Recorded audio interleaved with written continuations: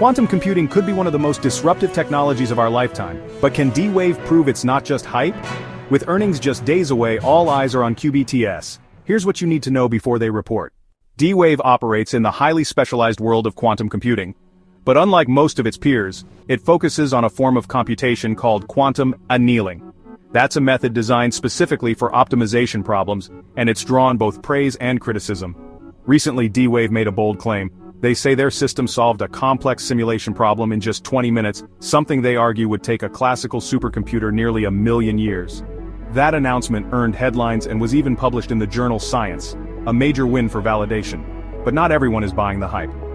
A recent short report by Carisdale Capital took aim at D-Wave, accusing the company of exaggerating its capabilities and relying too heavily on classical computing.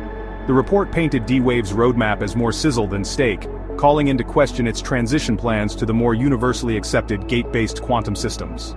All of this means the upcoming earnings call isn't just about the numbers. It's about the story D-Wave tells, and whether it can reassure investors that this is a company grounded in substance, not marketing. Wall Street is looking for a breakout quarter from D-Wave. After a string of partnerships and real-world applications in industries like pharmaceuticals, manufacturing, and national defense, investors are expecting to see real traction. D-Wave's recent collaborations with companies like Japan Tobacco, Ford Otosan, and Davidson Technologies show that its technology is being tested far beyond the lab.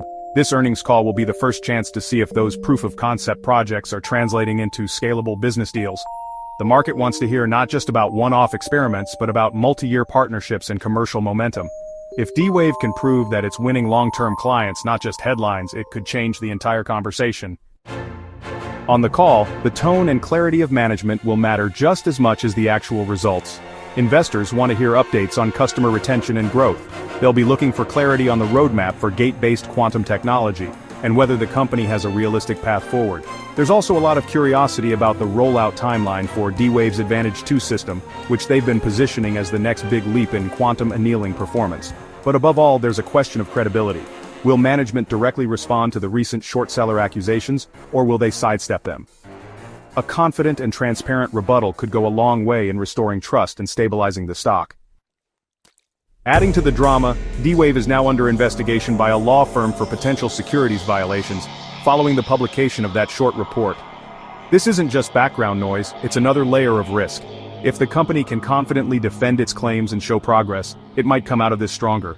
But if they fumble the message or avoid the topic, it could reinforce the skepticism that's already building. If you're considering trading around this earnings report, be prepared for a big move in either direction. This is the kind of setup where volatility spikes and sentiment can shift overnight. Some traders may look to buy options as a way to play the potential breakout or breakdown. This isn't a slow and steady investment thesis, it's a binary moment, and those come with both risk and reward. D-Wave is standing at a major crossroads. The company has shown flashes of brilliance, attracted attention from commercial partners, and made big claims about its technological achievements. But with scrutiny mounting and a critical earnings report around the corner, the next few days could be the difference between gaining momentum and falling behind. We'll be covering the earnings results right here on the channel, so make sure to subscribe if you haven't already. Let me know in the comments. Are you bullish on QBTS, or do you think the critics are right? I'm Robert, and this is The Alternative Investor. Thanks for watching.